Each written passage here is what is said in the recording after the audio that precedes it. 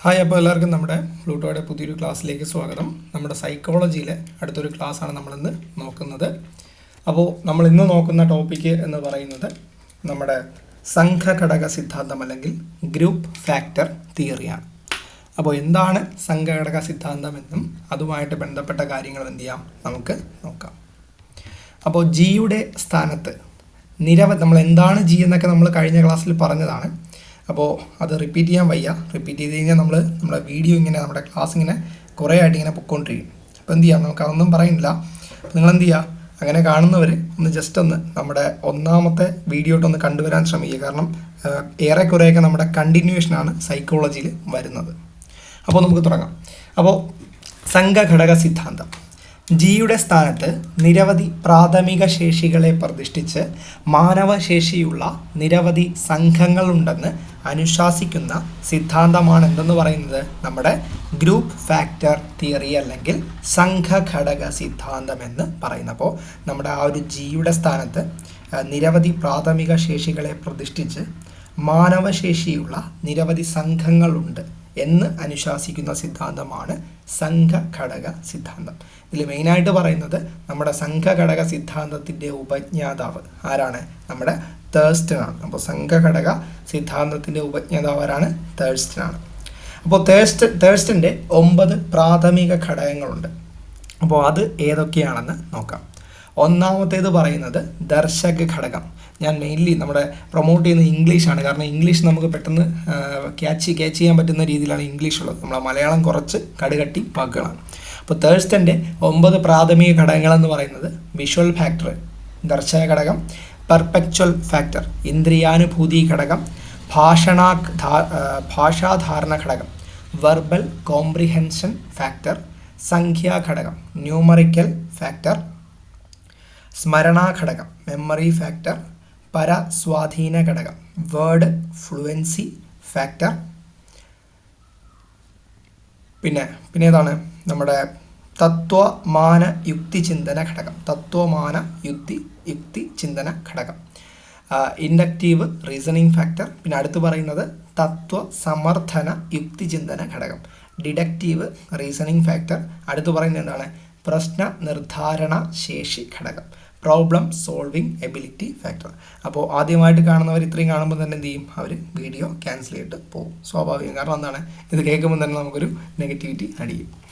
അപ്പോൾ നമ്മുടെ തേഴ്സ്റ്റൻ്റെ 9 പ്രാഥമിക ഘടകങ്ങളാണ് ദർശക ഘടകം അല്ലെങ്കിൽ വിഷ്വൽ ഫാക്ടർ, ഇന്ദ്രിയാനുഭൂതി ഘടകം പെർപെക്ച്വൽ ഫാക്ടർ, ഭാഷാധാരണ ഘടകം വെർബൽ കോംപ്രിഹെൻഷൻ ഫാക്ടർ, പിന്നെ ഏതാണ് സംഖ്യാഘടകം ന്യൂമറിക്കൽ ഫാക്ടർ, സ്മരണാഘടകം മെമ്മറി ഫാക്ടർ, പരസ്വാധീന ഘടകം വേർഡ് ഫ്ലുവൻസി ഫാക്ടർ, പിന്നെ ഏതാണ് തത്വാനുമാന യുക്തി ചിന്തന ഘടകം, ഇംഗ്ലീഷ് മതി, എന്താണ് ഇൻഡക്റ്റീവ് റീസണിങ് ഫാക്ടർ, പിന്നെ തത്വ സമർത്ഥന യുക്തി ചിന്തന ഘടകം ഡിഡക്റ്റീവ് റീസണിങ് ഫാക്ടർ, പിന്നെ ഏതാണ് പ്രശ്ന നിർദ്ധാരണ ശേഷി ഘടകം പ്രോബ്ലം സോൾവിങ് എബിലിറ്റി ഫാക്ടർ. അടുത്ത് നമ്മൾ നോക്കാൻ പോകുന്ന ഒരു ടോപ്പിക്കാണ്, നമ്മൾ മുമ്പ് പറഞ്ഞ തേഴ്സ്റ്റൻ്റെ കാര്യങ്ങളാണ്. അടുത്ത് നമ്മൾ നോക്കുന്നത് നമ്മുടെ ഗിൽഫോർഡിൻ്റെ തിയറിയാണ് അടുത്ത് നമ്മൾ നോക്കാൻ പോകുന്നത്. അപ്പോൾ നമുക്ക് എന്ത് ചെയ്യാം, ഗിൽഫോർഡിൻ്റെ തിയറീസ് നമുക്ക് നോക്കാം. അപ്പോൾ ഗിൽഫോർഡിൻ്റെ ത്രിമുഖ സിദ്ധാന്തമാണ് നമ്മൾ നോക്കാൻ പോകുന്നത്. എന്താണ് ഗിൽഫോർഡിൻ്റെ ത്രിമുഖ സിദ്ധാന്തമാണ് നമ്മൾ നോക്കാൻ പോകുന്നത്. അതിലൊന്നാമത് പറയുന്ന പോയിന്റ് ഘടകാപഗ്രഥനം ഫാക്ടർ അനാലിസിസ് എന്ന സ്റ്റാറ്റിസ്റ്റിക്കൽ സങ്കേതം വഴി ബുദ്ധി മാതൃക വികസിപ്പിച്ചത് ആരാണ്? അത് ഗിൽഫോർഡാണ്. അപ്പോൾ നമ്മുടെ ഘടകാപഗ്രഥനം അല്ലെങ്കിൽ ഫാക്ടർ അനാലിസിസ് വഴി അല്ലെങ്കിൽ ഫാക്ടർ അനാലിസിസ് എന്ന് പറയുന്ന സ്റ്റാറ്റിസ്റ്റിക്കൽ സങ്കേതം വഴി ബുദ്ധി മാതൃക വികസിപ്പിച്ചത് ആരാണ്? അത് ഗിൽഫോർഡാണ്. അടുത്ത പോയിന്റ് പറയുന്നത് വിവിധ ബുദ്ധി പരീക്ഷാ ഫലങ്ങളുടെ ഘടക വിശ്ലേഷണം ചെയ്തുകൊണ്ടാണ് ഈ ഘടകങ്ങളുടെ സാധ്യത മുന്നോട്ട് വെച്ചത് ആരാണ്? JP Guilford. അപ്പോൾ നമ്മുടെ വിവിധ ബുദ്ധി പരീക്ഷാ ഫലങ്ങളുടെ ഘടക വിശ്ലേഷണം ചെയ്ത് അങ്ങനെ ചെയ്താണ് എന്ത് ഈ ഒരു ഘടക സാധ്യത മുന്നോട്ട് വെച്ചത്. എന്ത് സാധ്യത? നമ്മുടെ ഗിൽഫോർഡിൻ്റെ തിയറി, ത്രിമുഖ സിദ്ധാന്തം എന്ന് പറയുന്ന ആ ഒരു തിയറി. അടുത്ത് പറയുന്നത് ഗിൽഫോർഡിൻ്റെ സിദ്ധാന്തം അനുസരിച്ച് നമ്മുടെ ചിന്തയുടെ മാധ്യമമായി പ്രവർത്തിക്കുന്നവയാണ് എന്തൊക്കെ ഉള്ളടക്കങ്ങൾ എന്ന് പറയുന്നത്. അപ്പോൾ ഗിൽഫോർഡിൻ്റെ സിദ്ധാന്തം അനുസരിച്ച് നമ്മുടെ ചിന്തയുടെ മാധ്യമമായി പ്രവർത്തിക്കുന്നവയാണെന്ത് ഉള്ളടക്കങ്ങൾ എന്ന് പറയുന്നത്. ഇവ ആവിഷ്കരിച്ചെടുക്കുന്ന ആശയങ്ങളാണ് ഉൽപ്പന്നങ്ങളെന്ന് പറയുന്നത്. ഈ ഒരു ഉള്ളടക്കങ്ങൾ ആവിഷ്കരിച്ചെടുക്കുന്ന ആശയങ്ങളെയാണ് എന്തെന്ന് പറയുന്നത് അതിൻ്റെ ഉൽപ്പന്നങ്ങളെന്ന് പറയുന്നത്. അടുത്ത പോയിന്റ്, ബുദ്ധിപരമായ ഏതൊരു വ്യവഹാരത്തിനും 3 മുഖങ്ങൾ അതായത് 3 മാനങ്ങൾ ഉണ്ടെന്നും അവയെ ത്രിമാന രൂപത്തിൽ ചിത്രീകരിക്കാമെന്നും പറയുന്നതാണ് നമ്മുടെ ഗിൽഫോർഡിൻ്റെ ത്രിമുഖ സിദ്ധാന്തം എന്ന് പറയുന്നത്. അപ്പോൾ ബുദ്ധിപരമായ ഏതൊരു വ്യവഹാരത്തിനും 3 മുഖങ്ങൾ അല്ലെങ്കിൽ 3 മാനങ്ങൾ ഉണ്ടെന്നും അവയെ ത്രിമാന രൂപത്തിൽ ചിത്രീകരിക്കാമെന്നും പറയുന്നത് ആരുടെ സിദ്ധാന്തമാണ്? നമ്മുടെ JP ഗിൽഫോർഡിൻ്റെ ത്രിമുഖ സിദ്ധാന്തമാണ്. അപ്പോൾ ത്രിമുഖ സിദ്ധാന്തത്തിലെ 3 ഘടകങ്ങളുണ്ട്. എന്തൊക്കെയാണ്? ഉള്ളടക്കങ്ങൾ, നമ്മൾ പറഞ്ഞ എന്താണ്, കണ്ടൻസ് കുറച്ച് മുമ്പേ പറഞ്ഞതാണ്. പിന്നെ ഉൽപ്പന്നങ്ങൾ, പ്രോഡക്ട്സ്. പിന്നെന്താണ്? ഓപ്പറേഷൻസ്, മാനസിക പ്രക്രിയകൾ. അപ്പോൾ ത്രിമുഖ സിദ്ധാന്തത്തിൽ നമ്മുടെ JP ഗിൽഫോർഡിൻ്റെയാണ് ത്രിമുഖ സിദ്ധാന്തം എന്ന് പറയുന്നത്. അപ്പോൾ ത്രിമുഖ സിദ്ധാന്തത്തിന് 3 ഘടകങ്ങളുണ്ട്. ഏതൊക്കെയാണ്? ഉള്ളടക്കങ്ങൾ, നമ്മളതിനെ കണ്ടൻസ് എന്ന് പറയും. ഉൽപ്പന്നങ്ങൾ, പ്രോഡക്ട്സ്. പിന്നെന്താണ്? മാനസിക പ്രക്രിയകൾ, ഓപ്പറേഷൻസ്. അപ്പോൾ ഉള്ളടക്കവുമായി ബന്ധപ്പെട്ട ഘടകങ്ങൾ ഏതൊക്കെയാണെന്ന് നോക്കാം. രൂപം, വിഷ്വൽ ഓർ ഫിഗറൽ. ശ്രവ്യം, ഓഡിറ്ററി. പ്രതീകം, സിംബോളിക്. അർത്ഥം, സിമാൻറ്റിക്. വ്യവഹാരം, ബിഹേവിയറൽ. അപ്പോൾ ഉള്ളടക്കവുമായി ബന്ധപ്പെട്ട ഘടകങ്ങളാണ് രൂപം, വിഷ്വൽ അല്ലെങ്കിൽ ഫിഗറൽ. ശ്രവ്യം, ഇതൊക്കെ ഞാൻ റിപ്പീറ്റ് പറയുന്നത് നിങ്ങൾക്ക് അറിയാമല്ലോ. ശ്രവ്യം എന്ന് പറഞ്ഞാൽ എന്താണ്? കേൾക്കുക. പ്രതീകം എന്ന് പറഞ്ഞാൽ നമ്മൾ പ്രതീകമായിട്ട് ഉൾക്കൊള്ളുന്നത്. അർത്ഥം, സിമാൻറ്റിക്, ഇതൊക്കെ അറിയാം. പിന്നെ എന്താണ്? വ്യവഹാരം, ബിഹേവിയർ. ഇതാണ് ഉള്ളടക്കവുമായി ബന്ധപ്പെട്ട അത്രയും ഘടകങ്ങൾ. അടുത്ത് ഉൽപ്പന്നത്തിലെ ഘടകങ്ങൾ ഏതൊക്കെയാണ്? ഏകകങ്ങൾ, യൂണിറ്റ്സ് എന്ന് പറയും.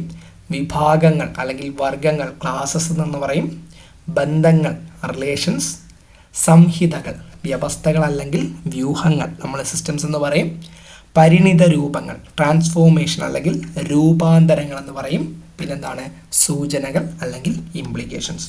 അപ്പോൾ നമ്മുടെ ഉൽപ്പന്നത്തിലെ ഘടകങ്ങൾ ഏതൊക്കെയാണ്? ഏകകങ്ങൾ അല്ലെങ്കിൽ യൂണിറ്റ്സ്. വിഭാഗങ്ങൾ അല്ലെങ്കിൽ ക്ലാസസ്. ബന്ധങ്ങൾ അല്ലെങ്കിൽ നമ്മൾ ഇംഗ്ലീഷിൽ റിലേഷൻസ് എന്ന് പറയും. സംഹിതകൾ അല്ലെങ്കിൽ വ്യവസ്ഥകൾ, വ്യൂഹങ്ങൾ, സിസ്റ്റങ്ങൾ. പരിണിത രൂപങ്ങൾ അല്ലെങ്കിൽ ട്രാൻസ്ഫോർമേഷൻസ്. സൂചനകൾ അല്ലെങ്കിൽ ഇംപ്ലിക്കേഷൻസ്.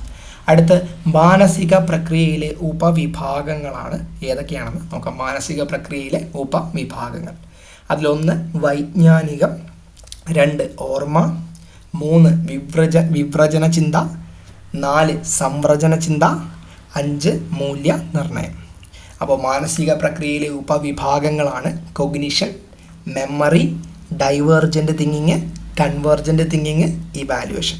അപ്പോൾ മാനസിക പ്രക്രിയയിലെ ഉപവിഭാഗങ്ങൾ വൈജ്ഞാനികം, കൊഗ്നിഷൻ, ഓർമ്മ, മെമ്മറി, വിവ്രജന ചിന്ത, ഡൈവേർജൻ്റ് തിങ്കിങ്, സംവ്രജന ചിന്ത, ഏകമുഖ ചിന്ത അല്ലെങ്കിൽ കൺവേർജൻ്റ് തിങ്കിങ്, മൂല്യനിർണ്ണയം അല്ലെങ്കിൽ ഇവാലുവേഷൻ. അടുത്ത് നമ്മൾ നോക്കേണ്ട മെയിൻ ടോപ്പിക്കാണ് ബഹുമുഖ ബുദ്ധി അല്ലെങ്കിൽ മൾട്ടിപ്പിൾ ഇൻ്റലിജൻസ്, MI എന്ന് പറയും. നമ്മുടെ ബഹുമുഖ ബുദ്ധി അല്ലെങ്കിൽ മൾട്ടിപ്പിൾ ഇൻ്റലിജൻസ്.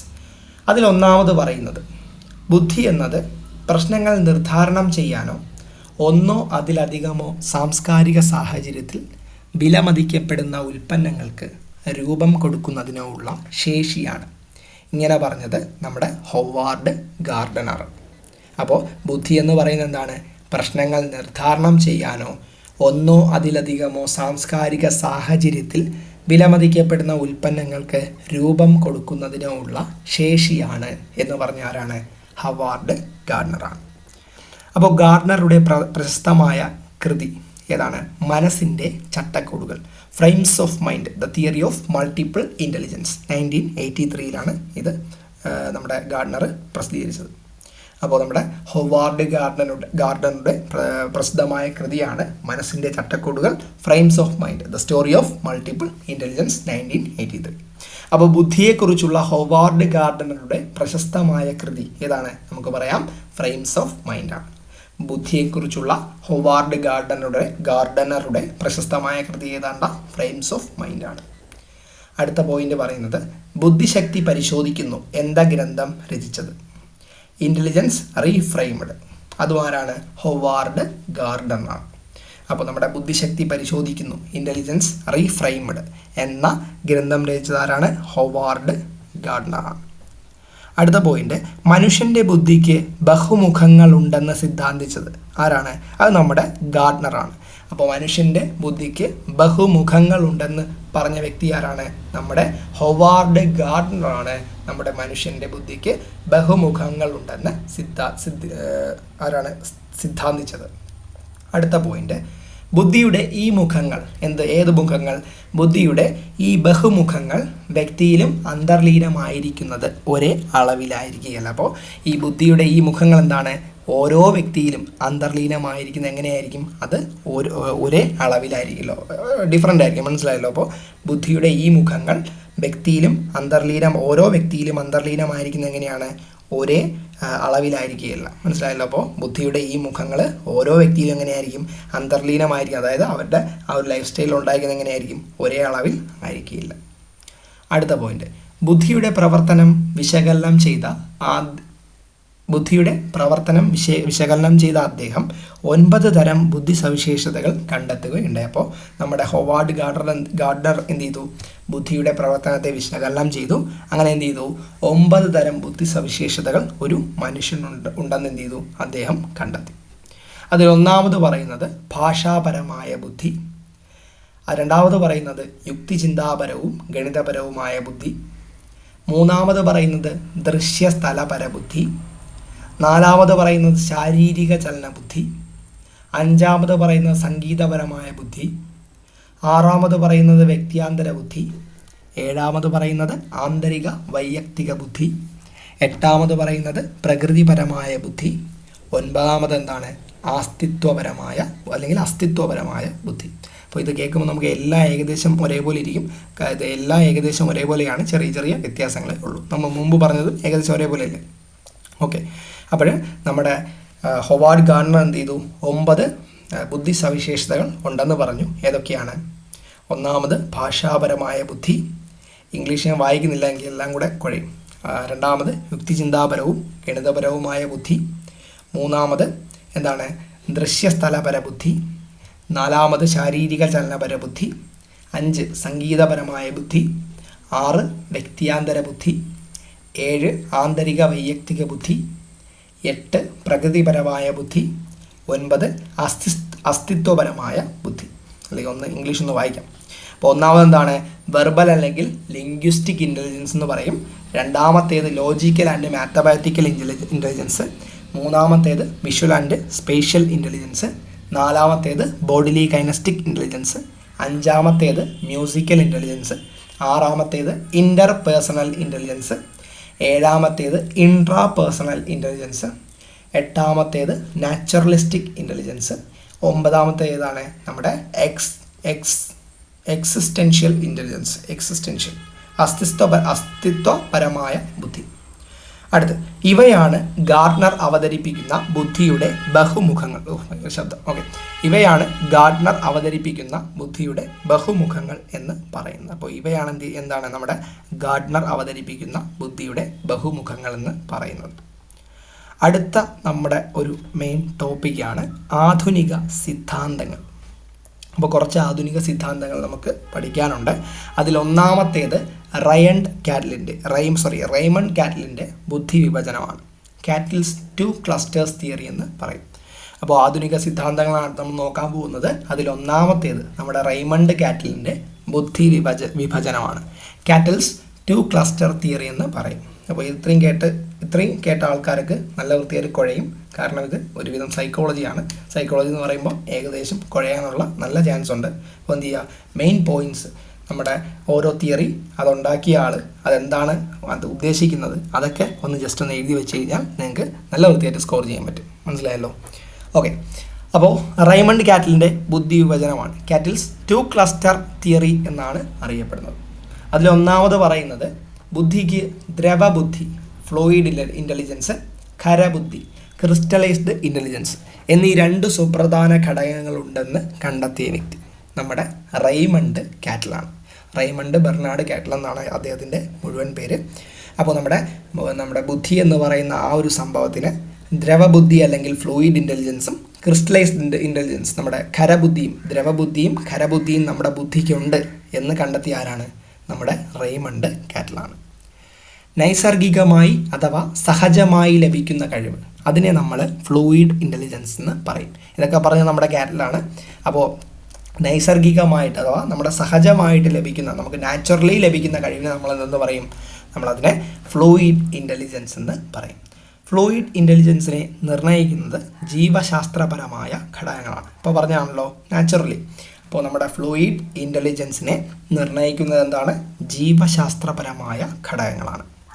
20 വയസ്സിനു ശേഷം ഫ്ലൂയിഡ് ഇൻ്റലിജൻസിൻ്റെ വളർച്ചാ നിരക്ക് കുറയുന്നു. അപ്പോൾ നമുക്കൊരു 20 വയസ്സ് കഴിയുമ്പോൾ എന്താണ്?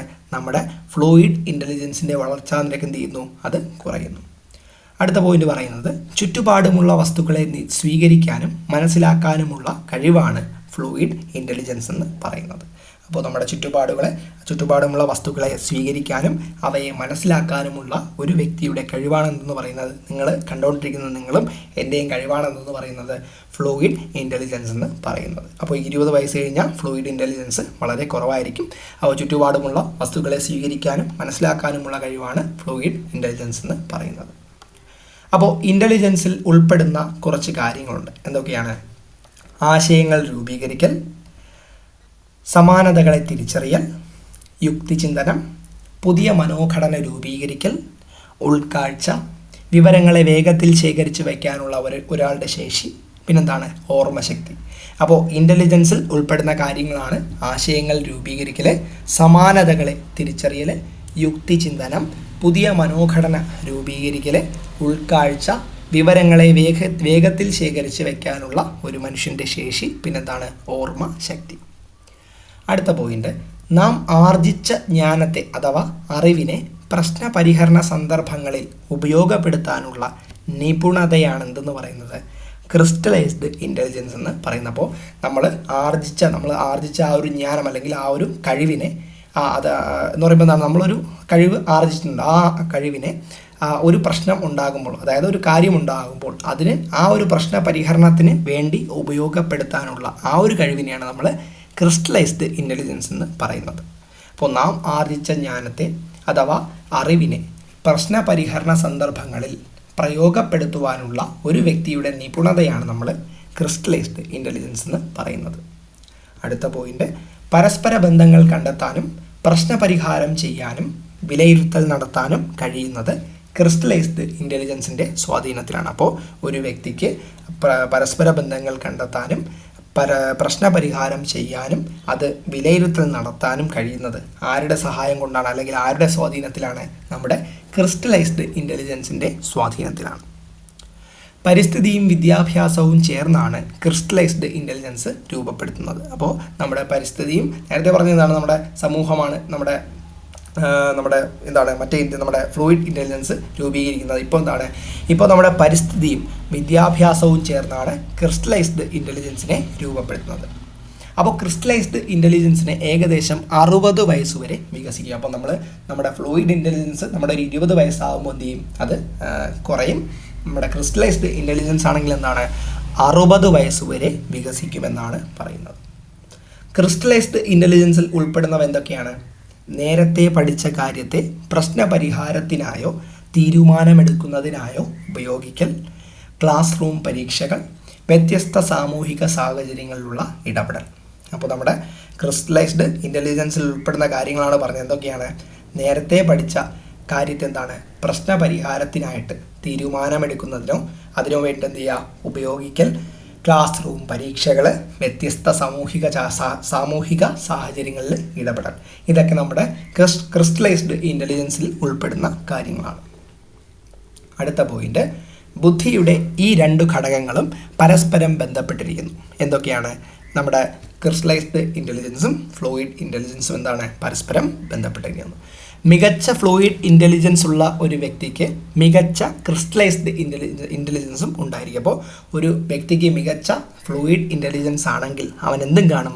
മികച്ച ക്രിസ്റ്റലൈസ്ഡ് ഇൻ്റലിജൻസും കാണും. അപ്പോൾ ബുദ്ധിയുടെ ഈ രണ്ട് ഘടകങ്ങളും പരസ്പരം ബന്ധപ്പെട്ടിരിക്കുന്നു. മികച്ച ഫ്ലൂയിഡ് ഇൻ്റലിജൻസ് ഉള്ള ഒരു വ്യക്തിക്ക് എന്താണ്? മികച്ച ക്രിസ്റ്റലൈസ്ഡ് ഇൻ്റലിജൻസും ഉണ്ടായിരിക്കും. അടുത്ത് റെയ്മണ്ട് കാറ്റ്ലിൻ്റെ പ്രധാന പുസ്തകങ്ങളാണ്. ഏതൊക്കെയാണെന്ന് നോക്കാം. Description and measurement of personality, the meaning and measurement of neuroticism and anxiety, the prediction of achievement and creativity. അപ്പോൾ റെയ്മണ്ട് കാറ്റ്ലിൻ്റെ പ്രധാന പുസ്തകങ്ങളാണ് description and measurement of personality, the meaning and measurement of neuroticism and anxiety, the prediction of achievement and creativity. അടുത്ത point, അവബോധമുണ്ടാക്കൽ പ്രക്രിയയുടെ അടിസ്ഥാന ആവശ്യങ്ങൾ പരിഗണിച്ചാവണം ബുദ്ധിയെ നിർവചിക്കേണ്ടതെന്ന് കണ്ടെത്തിയ ബുദ്ധി സമീപനമാണ് ഇൻഫോർമേഷൻ പ്രോസസ്സിംഗ് അപ്രോച്ച് എന്ന് പറയുന്നത്. അപ്പോൾ ഒരു അവബോധമുണ്ടാക്കൽ പ്രക്രിയയുടെ അടിസ്ഥാന ആവശ്യങ്ങൾ പരിഗണിച്ചാവണം ഒരു ബുദ്ധിയെ നിർവചിക്കേണ്ടത് എന്ന് കണ്ടെത്തിയ ബുദ്ധി സമീപനമാണ് എന്ത്? നമ്മുടെ ഇൻഫോർമേഷൻ പ്രോസസ്സിംഗ് അപ്രോച്ച് എന്ന് പറയുന്നത്. അടുത്ത് നമ്മൾ പഠിക്കേണ്ട ഒരു തിയറിയാണ് സ്റ്റേൺബർഗിൻ്റെ ട്രയാക്കിക് സിദ്ധാന്തം എന്ന് പറയുന്നത്. അപ്പോൾ സ്റ്റേൺബർഗിൻ്റെ ട്രയാക്കിക് സിദ്ധാന്തമാണ് നമ്മൾ പഠിക്കാൻ പോകുന്നത്. അപ്പോൾ എന്താണ് നമുക്കന്ന് നോക്കാം. ബുദ്ധിയെക്കുറിച്ചുള്ള റോബർട്ട് ജെ സ്റ്റേൺബർഗിൻ്റെ സിദ്ധാന്തമാണ് നമ്മൾ ട്രയാക്കിക് സിദ്ധാന്തം എന്ന് പറയുന്നത്. അപ്പോൾ ബുദ്ധിയെക്കുറിച്ചുള്ള റോബർട്ട് ജെ സ്റ്റേൺബർഗിൻ്റെ സിദ്ധാന്തമാണെന്ത്? ട്രയാക്കിക് സിദ്ധാന്തം എന്ന് പറയുന്നത്. ആന്തരിക ഭാവങ്ങളായ ചിന്തകളും നിത്യജീവിതത്തിലെ ബാഹ്യമായ പ്രകടനങ്ങളും എങ്ങനെ പരസ്പരം കൈകോർക്കുന്നുവെന്നും സ്റ്റേൺബർഗ് വിശദീകരിച്ചു. അപ്പോൾ ആന്തരിക ഭാവങ്ങളായ നമ്മുടെ ചിന്ത, അതേപോലെ തന്നെ നിത്യജീവിതത്തിലെ ബാഹ്യമായ പ്രകടനങ്ങളും ഒരു മനുഷ്യനെ അല്ലെങ്കിൽ എങ്ങനെ പരസ്പരം കൈകോർക്കുന്നുവെന്നും സ്റ്റേൺബർഗ് എന്ത് ചെയ്തു? വിശദീകരിച്ചു. ട്രയാക്കിക് സിദ്ധാന്തത്തിലെ ബുദ്ധിയുടെ 3 തലങ്ങൾ ഏതൊക്കെയാണ്? ഘടകാംശ ബുദ്ധി, അനുഭവാർജിത ബുദ്ധി, സന്ദർഭോചിത ബുദ്ധി. അപ്പോൾ നമ്മുടെ ട്രയാക്കിക് സിദ്ധാന്തത്തിലെ ബുദ്ധിയുടെ 3 തലങ്ങളാണ് ഘടകാംശ ബുദ്ധി, അനുഭവാർജിത ബുദ്ധി, പിന്നെന്താണ്? സന്ദർഭോചിത ബുദ്ധി.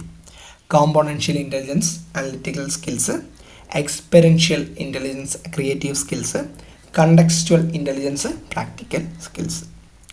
അടുത്ത പോയിന്റ് പറയുന്നത്, ഒരു വസ്തു വിശകലനം ചെയ്യുകയും അതിനെക്കുറിച്ച് കാര്യകാരണ സഹിതം യുക്തിസഹമായി ചിന്തിക്കുകയും ചെയ്ത് ആശയങ്ങൾ തമ്മിലുള്ള ബന്ധം കണ്ടെത്തുന്നതിനുള്ള കഴിവാണ് കോമ്പണൻഷ്യൽ ഇൻ്റലിജൻസ് എന്ന് പറയുന്നത്. അപ്പോൾ ഒരു വസ്തുവിനെ കാണുമ്പോൾ അല്ലെങ്കിൽ ഒരു വസ്തു വിശകലനം ചെയ്യുകയും അതിനെക്കുറിച്ച് കാര്യകാരണ സഹിതം യുക്തിസഹമായി ചിന്തിക്കുകയും ചെയ്ത് ആശയങ്ങൾ തമ്മിലുള്ള ബന്ധം കണ്ടെത്തുന്നതിനുള്ള ഒരു വ്യക്തിയുടെ കഴിവിനെയാണ് എന്തെന്ന് പറയുന്നത്? കോമ്പണൻഷ്യൽ ഇൻ്റലിജൻസ് എന്ന് പറയുന്നത്. പുതിയ പ്രശ്നങ്ങൾ പെട്ടെന്ന് പരിഹരിക്കാനുള്ള ശേഷിയാണ് എന്ന് പറയുന്നത് എക്സ്പെരിയൻഷ്യൽ ഇൻ്റലിജൻസ് എന്ന് പറയുന്നത്. അപ്പോൾ പുതിയ പ്രശ്നങ്ങൾ പെട്ടെന്ന് പരിഹരിക്കാനുള്ള ഒരു വ്യക്തിയുടെ ശേഷിയാണ് എന്തെന്ന് പറയുന്നത്? എക്സ്പീരിയൻഷ്യൽ ഇൻ്റലിജൻസ് എന്ന് പറയുന്നത്. സുപരിചിതമായ പ്രശ്നങ്ങളെ തനിയെ യാന്ത്രികമായി പരിഹരിക്കാൻ അനുഭവാർജിത ബുദ്ധിയിലൂടെ കഴിയുന്നു. അപ്പോൾ എന്താണ്? ഒരു സുപരിചിതമായ പ്രശ്നങ്ങളെ തനിയെ തന്നെ യാന്ത്രികമായി പരിഹരിക്കാൻ എന്ത് ചെയ്യുന്നു? അനുഭവാർജിത ബുദ്ധിയിലൂടെ കഴിയുന്നു. അടുത്ത പോയിന്റ്, ക്രിയാത്മകതയും ഉൾക്കാഴ്ചയും ആവശ്യമുള്ള പ്രശ്നങ്ങൾ സ്വതന്ത്രമായി കൈകാര്യം ചെയ്യാൻ സാധിക്കുന്നത് എക്സ്പീരിയൻഷ്യൽ ഇൻ്റലിജൻസിലൂടെയാണ്. അപ്പോൾ ക്രിയാത്മകതയും ഉൾക്കാഴ്ചയും ആവശ്യമുള്ള പ്രശ്നങ്ങൾ സ്വതന്ത്രമായിട്ട് കൈകാര്യം ചെയ്യാൻ സാധിക്കുന്നത് എങ്ങനെയാണ്? ആ ഒരു വ്യക്തിക്ക് എക്സ്പെരിയൻഷ്യൽ ഇൻ്റലിജൻസ് ഉണ്ടെങ്കിൽ മാത്രമാണ് അങ്ങനെ സാധിക്കുന്നത്. അടുത്ത് പറയുന്നത്, സാഹചര്യങ്ങൾക്കനുസരിച്ച് പെരുമാറാനും സാഹചര്യങ്ങൾ തനിക്ക് അനുകൂലമാക്കി തീർക്കാനുമുള്ള കഴിവാണ് കണ്ടെക്സ്റ്റുവൽ ഇൻ്റലിജൻസ്. അപ്പോൾ സാഹചര്യങ്ങൾക്ക് അനുസരിച്ച് പെരുമാറാനും അതേപോലെ തന്നെ സാഹചര്യങ്ങൾ തനിക്ക് അനുകൂലമാക്കി മാറ്റാനുമുള്ള ഒരു വ്യക്തിയുടെ കഴിവാണ് എന്ത്? കണ്ടെക്സ്റ്റുവൽ ഇൻ്റലിജൻസ്. എന്താണ് കണ്ടെക്സ്റ്റുവൽ ഇൻ്റലിജൻസ് എന്ന് പറയുന്നത്? അടുത്ത്, സിറ്റുവേഷണൽ സ്മാർട്ട് എന്നും സ്ട്രേറ്റ് വൈസ് ഇൻ്റലിജൻസ് എന്നും അറിയപ്പെടുന്നതാണ് നമ്മുടെ കണ്ടെക്സ്റ്റുവൽ ഇൻ്റലിജൻസ് എന്ന് പറയുന്നത്. നമ്മുടെ ഈ ഒരു വാക്ക് നമുക്ക് കറക്റ്റായിട്ട് ചേരുമല്ലോ. അപ്പോൾ സിറ്റുവേഷണൽ സ്മാർട്ട് എന്നും സ്ട്രേറ്റ് വൈസ് ഇൻ്റലിജൻസ് എന്നും അറിയപ്പെടുന്ന ഏതാണ്? നമ്മുടെ കണ്ടെക്സ്റ്റുവൽ ഇൻ്റലിജൻസ് ആണ്. ആ പേര് വരാൻ കാരണം എന്താണ്? നമ്മളൊരു സാഹചര്യങ്ങൾ തനിക്ക് അനുകൂലമാക്കി തീർക്കാനുള്ള ഒരു വ്യക്തിയുടെ കഴിവ്, അതുകൊണ്ടായിരിക്കും ഇങ്ങനൊരു പേര് വന്നതെന്ന് നമുക്ക് അങ്ങനെ നമുക്ക് പഠിച്ചു വയ്ക്കാം. അപ്പോൾ സിറ്റുവേഷണൽ സ്മാർട്ട് എന്നും സ്ട്രീറ്റ് വൈസ് ഇൻ്റലിജൻസ് എന്നും അറിയപ്പെടുന്ന എന്താണ്? കണ്ടെക്സ്റ്റുവൽ ഇൻ്റലിജൻസ് ആണ്. അടുത്ത് പറയുന്ന പോയിന്റ്, പ്രായോഗിക ബുദ്ധിയോടെ കൈകാര്യം ചെയ്യാൻ വിദഗ്ധരും മറ്റുള്ളവരുടെ പ്രീതി സമ്പാദിക്കുന്നതിൽ തൽപരരും ആയവരാണെന്ത്? കണ്ടെക്സ്റ്റുവൽ ഇൻ്റലിജൻസ് ഉള്ള വിഭാഗത്തിലുള്ള വ്യക്തികളെന്ന് പറയുന്നത്. അപ്പോൾ പ്രായോഗിക ബുദ്ധിയോടെ കാര്യങ്ങൾ കൈകാര്യം ചെയ്യാൻ വിദഗ്ധരും മറ്റുള്ളവരുടെ പ്രീതി സമ്പാദിക്കുന്നതിൽ തൽപരരായവരുമാണെന്ത്? കണ്ടെക്സ്റ്റുവൽ ഇൻ്റലിജൻസ് ഉള്ള ആൾക്കാരെന്ന് പറയുന്നത്. അടുത്ത് ബുദ്ധിമാപനമാണ്. അപ്പോൾ ബുദ്ധിമാപനം, മെഷർമെൻറ്റ് ഓഫ് ഇൻ്റലിജൻസ് ആണ് അടുത്ത് നമ്മൾ നോക്കാൻ പോകുന്നത്. അപ്പോൾ എന്താണ് ബുദ്ധിമാപനമെന്ന് നോക്കാം. ഒന്നാമത്തെ പോയിന്റ് പറയുന്നത്, ബുദ്ധിശക്തിയെ വസ്തുനിഷ്ഠമായി നിർണ്ണയിക്കുവാനുള്ള ആദ്യ ശ്രമം നടത്തിയത് ആരാണ്? ഫ്രഞ്ച് മനഃശാസ്ത്രജ്ഞനായ ആൽഫ്രഡ് ബിനെയാണ്. അപ്പോൾ ബുദ്ധിശക്തിയെ വസ്തുനിഷ്ഠമായിട്ട് നിർണ്ണയിക്കുവാനുള്ള ആദ്യ ശ്രമം നടത്തിയത് ഫ്രഞ്ച് മനഃശാസ്ത്രജ്ഞനായ ആൽഫ്രഡ് ബിനെയാണ്. ബുദ്ധിപരീക്ഷയുടെ പിതാവ് അപ്പോൾ ആരാണ്? ആൽഫ്രഡ് ബിനെയാണ്. അപ്പോൾ ബുദ്ധിപരീക്ഷയുടെ പിതാവ് ആരാണ്ട? ആൽഫ്രഡ് ബിനെയാണ്. ആൽഫ്രഡ് ബിനെ തിയോഡർ സൈമണുമായി ചേർന്ന് 1905 30 ചോദ്യങ്ങൾ ഉൾപ്പെട്ട ബുദ്ധിശോധകം തയ്യാറാക്കി. ഈ ബുദ്ധി പരീക്ഷ അറിയപ്പെടുന്നത് എന്താണ്? ബീനെ സൈമൺ സ്കെയിൽ എന്നാണ്. അപ്പോൾ നമ്മുടെ ആൽഫ്രഡ് ബിനെയും നമ്മുടെ തിയോഡർ സൈമണുമായിട്ട് ചേർന്ന് 1905 എന്ത് ചെയ്തു? 30 ചോദ്യങ്ങൾ ഉൾപ്പെട്ട ബുദ്ധിശോധകം തയ്യാറാക്കി. ഈ ബുദ്ധി പരീക്ഷ അറിയപ്പെടുന്നത് എന്താണ്? ബീനെ സൈമൺ സ്കെയിൽ എന്നാണ്. അടുത്ത് പറയുന്നത് മാനസിക വയസ്സ്, മെൻ്റൽ ഏജ് എന്ന ആശയത്തിന് രൂപം നൽകിയത് നമ്മുടെ ബീനെയാണ്. അപ്പോൾ മാനസിക വയസ്സ്, അല്ലെങ്കിൽ നമ്മൾ ഇംഗ്ലീഷിൽ മെൻ്റൽ ഏജ് എന്ന് പറയും. അപ്പോൾ മെൻ്റൽ ഏജ് എന്ന ആശയത്തിന് രൂപം നൽകിയ ആരാണ്? നമ്മുടെ ബീനെയാണ്. വ്യക്തികളുടെ മാനസിക വികാസം അളക്കുന്നത് മാനസിക വയസ്സിൻ്റെ രൂപത്തിലാണ്. മാനസിക വയസ്സ് കണക്കാക്കുന്നത് ബുദ്ധിപരീക്ഷയിൽ നേടുന്ന സ്കോറിൻ്റെ അടിസ്ഥാനത്തിലാണ്. അപ്പോൾ എന്താണ്? ഒരു വ്യക്തിയുടെ മാനസിക വികാസം അളക്കുന്നത് എങ്ങനെയാണ്? മാനസിക വയസ്സിൻ്റെ രൂപത്തിലാണ്. മാനസിക വയസ്സ് കണക്കാക്കുന്നത് എങ്ങനെയാണ്? ബുദ്ധിപരീക്ഷയിൽ നേടുന്ന സ്കോറിൻ്റെ അടിസ്ഥാനത്തിലാണ്. അടുത്ത് നമ്മൾ പഠിക്കേണ്ടത് ബുദ്ധിമാപനം അല്ലെങ്കിൽ ഇൻ്റലിജൻസ് കോഷ്യൻ. നമുക്കറിയാം എന്താണ് IQ എന്ന് നമ്മൾ പറയും. നിനക്ക് ഇത്ര IQ ഉണ്ട്, അവൾക്ക് ഇത്ര IQ ഉണ്ട് എന്നൊക്കെ നമ്മൾ പറയുമല്ലോ. അപ്പോൾ ബുദ്ധിമാപനം അല്ലെങ്കിൽ ഇൻ്റലിജൻസ് കോഷ്യനാണ് നമ്മൾ നോക്കാൻ പോകുന്നത്. അപ്പോൾ ബുദ്ധിമാപനം അല്ലെങ്കിൽ ബുദ്ധിമാനം എന്ന പദം ആദ്യമായിട്ട് ഉപയോഗിച്ചതാണ് ആരാണ്? വില്യം സ്റ്റേൺ ആണ്. അപ്പോൾ ബുദ്ധിമാനം എന്ന പദം ആദ്യമായിട്ട് പ്രയോഗിച്ചത് ആരാണ്? വില്യം സ്റ്റേൺ ആണ്, ജർമ്മൻ മനഃശാസ്ത്രജ്ഞനാണ്. അപ്പോൾ ബുദ്ധിമാനം അല്ലെങ്കിൽ ഇൻ്റലിജൻസ് കോഷ്യൻ IQ എന്ന് പറയുന്ന പദം ആദ്യമായിട്ട് പ്രയോഗിച്ചത് ആരാണ്? വില്യം സ്റ്റേൺ ആണ്, ജർമ്മൻ മനഃശാസ്ത്രജ്ഞനാണ്. മാനസിക വയസ്സ്, മെൻ്റൽ ഏജ് MA എന്ന് പറയും. കാലിക വയസ്സ് CA എന്ന് പറയും. തമ്മിലുള്ള അനുപാതത്തിൻ്റെ ശതമാന രൂപമാണ് എന്തെന്ന് പറയുന്നത്? ബുദ്ധിമാനമെന്ന് പറയുന്നത്. അപ്പോൾ മാനസിക വയസ്സ് മെൻ്റൽ ഏജ് MA എന്ന് ഡിനോട്ട് ചെയ്തിട്ടുണ്ട്. കാലിക വയസ്സ് നമ്മുടെ ക്രോണോളജിക്കൽ ഏജ് CA, അതേപോലെ തന്നെ അത് തമ്മിലുള്ള അനുപാതത്തിൻ്റെ ശതമാന രൂപത്തിന് നമ്മൾ എന്തെന്ന് പറയുന്നു? അതിനെയാണ് ബുദ്ധിമാപനമെന്ന് പറയുന്നത്. താഴെ കണ്ടു കാണാം IQ = MA/CA. MA/CA × 100 എന്നാണ്. MA/CA, MA ഓറല്ല, ഇവിടെ നമുക്ക് അങ്ങനെ ടൈപ്പ് ചെയ്യാനുള്ള ഇതില്ലാത്തതുകൊണ്ടാണ് അങ്ങനെ ഇട്ടത്. IQ = MA/CA × 100 ആണ്. MA എന്ന് പറഞ്ഞു കഴിഞ്ഞാൽ മെൻ്റൽ ഏജ് ആണ്, CA എന്ന് പറഞ്ഞു കഴിഞ്ഞാൽ ക്രോണോളജിക്കൽ ഏജ് ആണ്. അടുത്ത് പറയുന്നത്, ഒരു കുട്ടിയുടെ മാനസിക വയസ്സ് കാലിക വയസ്സിന് തുല്യമായിരുന്നാൽ അവൻ്റെ ബുദ്ധിമാപനം എങ്ങനെയായിരിക്കും? 100 ആയിരിക്കും. അപ്പോൾ ഒരു കുട്ടിയുടെ മാനസിക വയസ്സ്, അവൻ്റെ മെൻ്റൽ ഏജ് അവൻ്റെ ക്രോണോളജിക്കൽ ഏജിന് തുല്യമായിരുന്നാൽ അവൻ്റെ ബുദ്ധിമാനം എത്രയായിരിക്കും? 100 ആയിരിക്കും. അടുത്ത് പറയുന്നത്, 100-ൽ കുറഞ്ഞ ബുദ്ധിമാനം ബുദ്ധിക്കുറവിനെയും 100-ൽ കൂടിയ ബുദ്ധിമാനം ബുദ്ധി കൂടുതലിനെയും കാണിക്കുന്നു. അപ്പോൾ 100-ൽ കുറവാണെങ്കിൽ അവൻ എന്താണ്? അവൻ ബുദ്ധിക്കുറവുള്ളവനാണ്. 100-ൽ കൂടുതലാണെങ്കിൽ അവൻ എന്താണ്?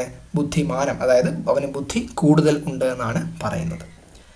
അപ്പോൾ ഇന്ത്യയിൽ ആദ്യമായിട്ട് ബുദ്ധിഭാവനം നടത്തിയത് നമ്മുടെ ഡോക്ടർ CH റൈസ് ആണ്. റൈസ്. അപ്പോൾ ഇന്ത്യയിൽ ആദ്യമായിട്ട് ബുദ്ധിഭാവനം നടത്തിയത് ആരാണ്? ഡോക്ടർ CH റൈസ് ആണ്. ബിനറ്റ് സൈമൺ മാബിനിയുടെ ചുവട് പിടിച്ച് ഹിന്ദുസ്ഥാൻ ബിനറ്റ് പെർഫോമൻസ് സ്കെയിൽ പുറത്തിറക്കിയത് നമ്മുടെ റൈസ് ഡോക്ടറാണ്. അപ്പോൾ ബിനറ്റ് സൈമൺ മാബിനിയുടെ ചുവട് പിടിച്ചുകൊണ്ട് ഹിന്ദുസ്ഥാൻ ബിനറ്റ് പെർഫോമൻസ് സ്കെയിൽ പുറത്തിറക്കിയത് ആരാണ്? ഡോക്ടർ CH റൈസ് ആണ്. CAVD എന്ന ബുദ്ധിശോധകം വികസിപ്പിച്ചത് അത് നമ്മുടെ തോണ്ടൈക്കാണ്. ഇവിടെ പെട്ടെന്ന് നമ്മുടെ തോണ്ടൈക്ക് കയറി വന്നു. CAVD എന്ന ബുദ്ധിശോധകം വികസിപ്പിച്ചത് ആരാണ്? നമ്മുടെ തോണ്ടൈക്കാണ്. അടുത്ത പോയിന്റ്, ഒരേ സമയം പരിശോധിക്കപ്പെടുന്നവരുടെ എണ്ണത്തെ ആധാരമായുള്ള മാനദണ്ഡമനുസരിച്ച് ബുദ്ധിശോധകങ്ങളെ 2ആയി വർഗീകരിക്കാം. അപ്പോൾ ഒരേ സമയം തന്നെ പരിശോധിക്കപ്പെടുന്നവരുടെ എണ്ണത്തെ ആധാരമായുള്ള മാനദണ്ഡമനുസരിച്ച് എന്ത് ചെയ്യാം? നമുക്ക് ബുദ്ധിശോധകങ്ങളെ എത്രയായിട്ട് വർഗീകരിക്കാം? 2ആയിട്ട് വർഗീകരിക്കാം. ഏതൊക്കെയാണ്? വ്യക്തിശോധകങ്ങളെന്നും പിന്നെന്താണ്? സംഘശോധകങ്ങൾ എന്നും. ഇൻഡിവിജ്വൽ ടെസ്റ്റ് എന്നും ഗ്രൂപ്പ് ടെസ്റ്റ് എന്നും. മനസ്സിലായല്ലോ? അപ്പോൾ വ്യക്തിശോധകങ്ങളെന്നും സംഘശോധകങ്ങളെന്നും. ഇൻഡിവിജ്വൽ ടെസ്റ്റും ഗ്രൂപ്പ് ടെസ്റ്റും. അടുത്ത്, ഉപയോഗിക്കുന്ന മാധ്യമത്തിൻ്റെ അടിസ്ഥാനത്തിലുള്ള ബുദ്ധിശോധകങ്ങളെ പിന്നെയും എന്ത് ചെയ്യാം? 2ആയിട്ട് വർഗീകരിക്കുക. അപ്പോൾ ഉപയോഗിക്കുന്ന മാധ്യമത്തിൻ്റെ അടിസ്ഥാനത്തിലുള്ള ടെസ്റ്റ്, ബുദ്ധിശോധകം എന്ന് പറഞ്ഞാൽ നമ്മുടെ ടെസ്റ്റാണ്. ടെസ്റ്റിനെ എന്ത് ചെയ്യാം? നമുക്ക് 2ആയിട്ട് വർഗീകരിക്കാം. ഏതൊക്കെയാണ്? വെർബൽ ടെസ്റ്റും നോൺ വെർബൽ ടെസ്റ്റും. അപ്പോൾ ഉപയോഗിക്കുന്ന മാധ്യമത്തിൻ്റെ അടിസ്ഥാനത്തിലുള്ള ബുദ്ധിശോധകങ്ങളെ ഇങ്ങനെ എന്ത് ചെയ്യാം? നമുക്ക് 2ആയിട്ട് വർഗീകരിക്കാം. ഏതൊക്കെയാണ്? ഭാഷാപരമായ ശോധകങ്ങളും ഭാഷാപരമല്ലാത്ത ശോധകങ്ങളും. വെർബൽ ടെസ്റ്റും പിന്നെന്താണ്? നോൺ വെർബൽ ടെസ്റ്റും. അപ്പോൾ ഇത്രയും നമ്മൾ നോക്കി. ഇനി അടുത്തുള്ള നമ്മുടെ ഇമോഷൻസ് ആണ്. ഇമോഷൻ അങ്ങനെയുള്ള കാര്യങ്ങൾ നമുക്ക് പഠിക്കാനുള്ളത്. അത് നമുക്ക് എന്ത് ചെയ്യാം? നമുക്ക് അടുത്ത വീഡിയോയിൽ നോക്കാം.